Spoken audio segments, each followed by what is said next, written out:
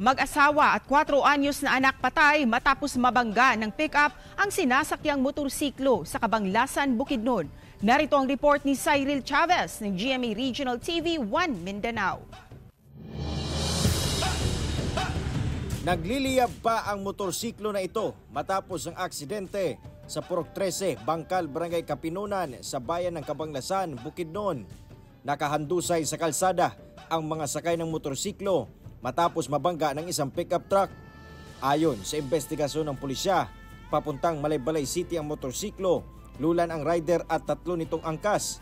Nahagip umano ito ng kasalubong na pickup truck sa palikong bahagi ng kalsada.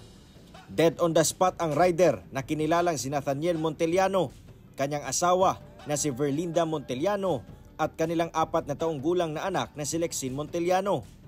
Kritikal naman ang 12 anyos na pamangkin ng mag-asawa na si John Paul Agsula.